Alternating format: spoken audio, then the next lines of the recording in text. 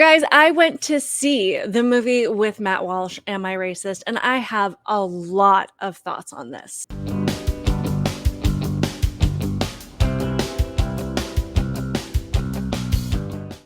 Welcome to my channel, Outspoken Samantha. If you are new here, welcome. I do appreciate you clicking on the video to watch it. And since you are here, I would love it if you would help me to grow this channel and hit that subscribe button now. And of course, make sure that your notifications are turned on so that you never miss an upload and you never miss a live stream. And of course, to those of you that are returning, you know how much I truly, truly appreciate you. And I would love it if you would make sure that you are subscribed as well. So as I said, I went to see the newest movie by Matt Walsh in the Daily Wire over the weekend. And I had previously seen the other documentary that they did, What is a Woman?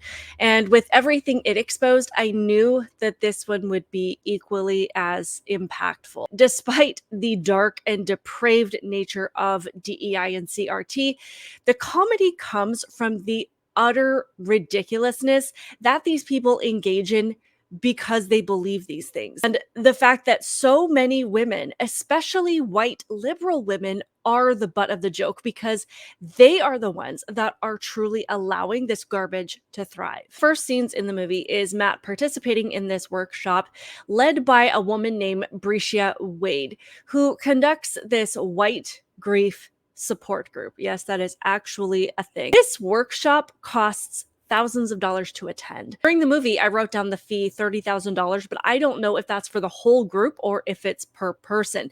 But she conducts this support group with white people who show up and essentially cry about being white and about the pain that being white has caused to people of color. And if they get emotional, they are asked to leave and cry in another room, and then they can come back and rejoin the group. For this clip leading up to this, Matt has asked a bunch of questions.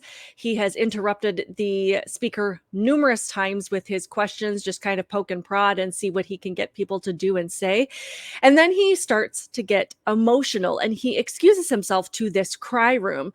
And when he comes back, he discovers that the group has figured out that he is Matt Walsh and they ask him to leave. Sorry about that. Oh, no problem. You good? Yeah. Yeah. Remind me of your name again. Steven. Steven? Yeah? Okay. Did you want to come up? Come up? Yeah. Do you want to come up and share anything? Sure. What do you want me to share? Whatever's on your I mind. just want to know that like my physical safety and yours and everybody else's here is okay.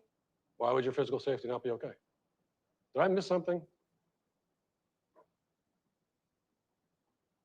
I don't feel comfortable.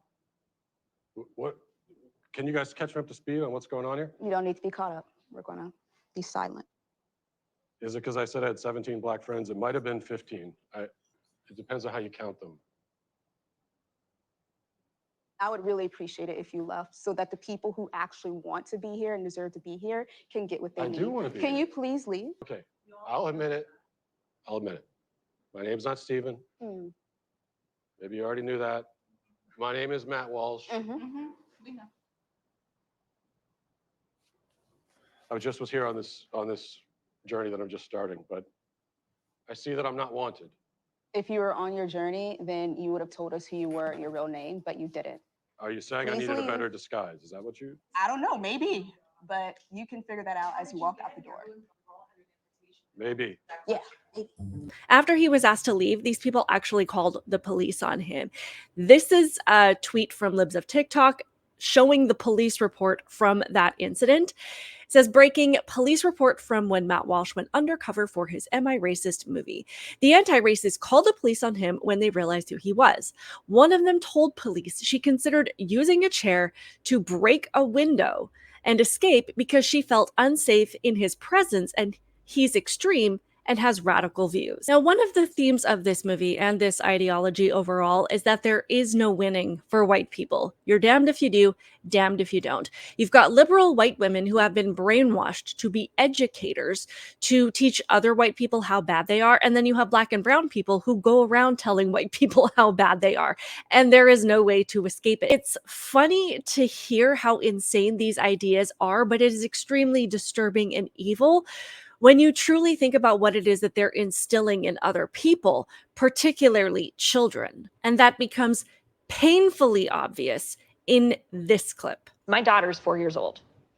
I am an anti-racist educator, quote unquote. She's still watching Disney movies and she is choosing a white princess over princesses of color Have you talked to her about that? all the time. My 3-year-old daughter is her favorite princess is Moana. Love it. It's a good sign. Yeah. But then I also thought, there's a little bit of cultural appropriation here. She wants to be Moana for Halloween. Mm-hmm. So how do we navigate that? Do I go and buy the Pacific Islander native attire for my white 3-year-old? I wouldn't. I wouldn't. But I guess what we might call the Moana problem here is what, on one hand, is cultural appropriation. On the other hand, there's gravitating towards white characters. Right.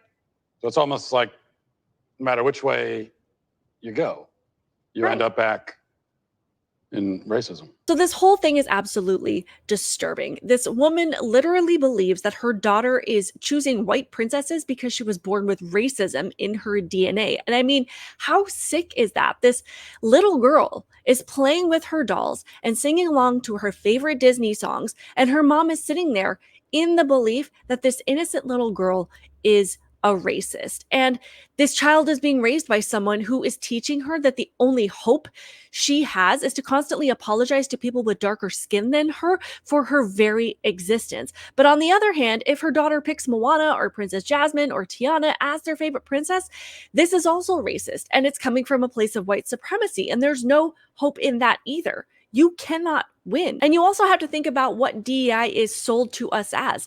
This method of unifying us and lowering tensions and creating equality in a more utopic society. Yet, how is this possible if you're teaching both white and non-white people that they are inherently against you, or they're unsafe and they're a threat to you, and they're not only evil, but there's no way for them to not be evil? That doesn't work. You're not going to achieve any kind of positive outcome with that kind of belief. And there's one more clip I want to touch on. This is from an event called Race to Dinner, where a group of white women can pay, again, thousands of dollars to have these two people, Sarah Rao and Regina Jackson, come to dinner and tell them how racist and white supremacist and awful they are. I used to be a white woman, an unsuccessful one, for many decades, and it was a miserable experience.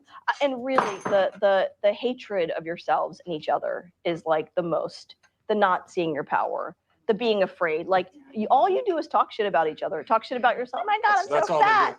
That's all they do. I'm telling you, these white women. But that's it. I'm so fat. I'm so stupid. I'm blah blah blah. Decolonize yourself. Do your own white supremacy dismantling, and then you can start to bring in other people. Can I just say one last thing? Can I just propose a toast? Just raise a glass if you're racist. And that's the thing.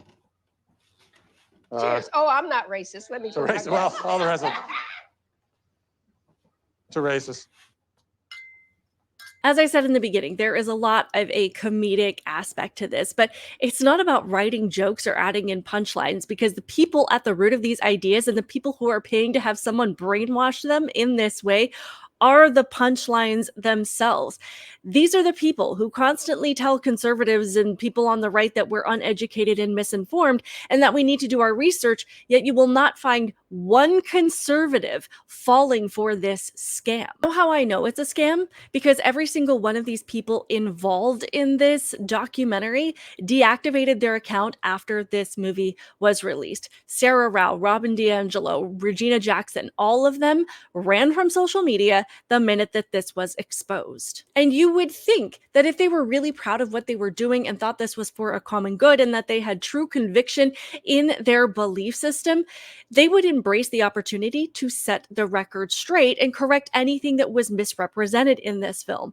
Liberals will try to say that it's because they didn't feel safe and that they ran from social media because they were being threatened. But I don't buy that for a second. And if you do, you're the kind of person that they can target and get money from. As Christians, we're targeted and threatened all the time, yet we're constantly out front and center, defending our beliefs and debating people who oppose us. There's no threat that can make us run from what we know to be true. Conservatives are threatened regularly. Trump just survived a second assassination attempt, yet he's not hiding, nor are any of his supporters. We're the ones constantly going into hostile territory. CNN, MSNBC, debates with biased ABC moderators, liberal college campuses, and we're engaging with people who vehemently disagree with us. So, no, these people are not running because they're scared of threats. They're running because they've been exposed and they know how ridiculous all of this stuff is. One of the most talked about moments of the film was when Robin DiAngelo herself, author of White Fragility,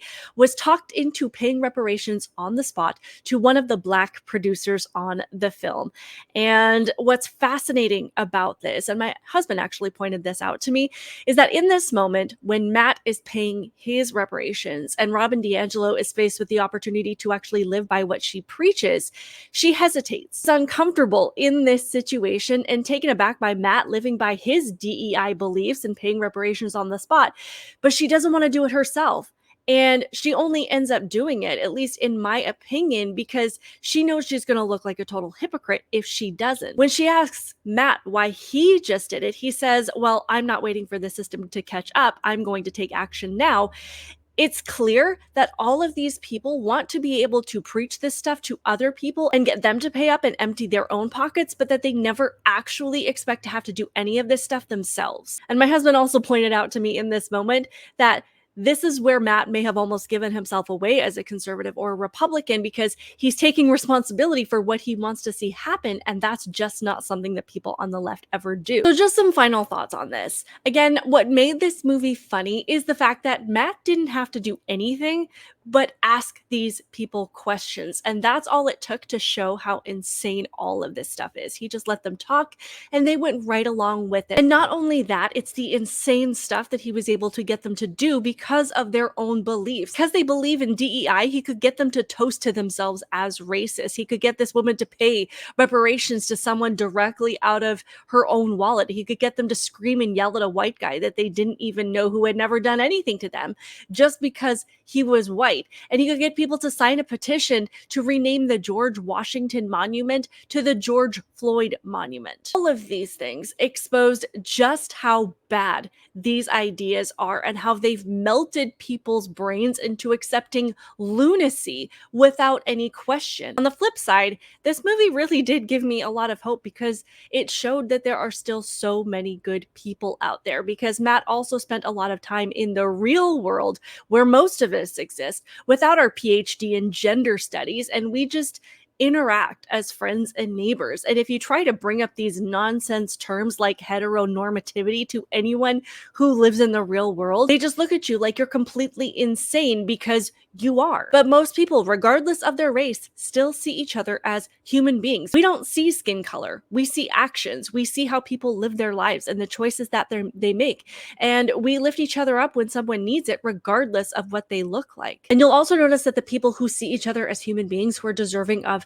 compassion and respect, regardless of what they look like, are the people who hold beliefs in biblical values. While the left is constantly trying to make Christians out to be the bad guys who are the threat to society, they're the ones talking about loving each other and accepting each other and creating community and unity. Whereas the people who adhere to DEI and CRT are taught to despise others and to despise themselves. It's also abundantly clear that this is meant to motivate activism towards destroying America, because the idea behind all of this is that the system of America, the culture, the principles, the values do not accomplish equality, and therefore it needs to be dismantled. As Sarah Rao points out at the dinner, the whole thing needs to be burned down. And if you can convince people of that lie, then you can convince them that the system that needs to replace it is this divisive ideology where we're enemies based on how we look, that white people are a threat and that Black people should be afraid, and that acts of kindness don't matter, that their skin color says everything about that person that we need to know. which is actual racism. It's all so evil.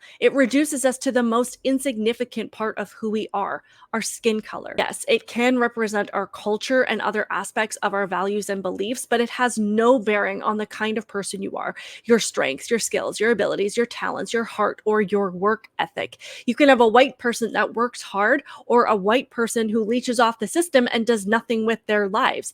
And that can apply to anyone. This is a belief system that says our choices do not matter. And you can only imagine the level of despair that that would instill in people. Because if you spend all of this time telling Black and brown kids that it doesn't matter what they do, that they are never going to overcome this oppression and their victimhood, then you're telling them, why even try? On the flip side, you're looking at these white kids and telling them that they are never going to be anything but racist and oppressive, and that the only redeeming thing that they can offer society is to consistently apologize to other people that they exist. And based on that, it is impossible to accept the idea that this is meant to foster anything but division and conflict and contention. But I would love to hear all of your thoughts on this in the comments below. Let me know if you have seen this movie and what your thoughts on the movie were, or if you plan on seeing it. I highly, highly recommend it because, again, this is not just a movie. This is meant to expose some of these very radical ideas that are happening in society, and not only the things that are exposed, but happening a lot of times behind the scenes. And this is something that is meant to be infused into every aspect of American culture and replace the fundamental values of equality and choice and liberty, created success for people across all races and cultures. Please be sure to hit that like button. Make sure that you are subscribed. Keep it real, guys, and I will see you in the next one. Bye.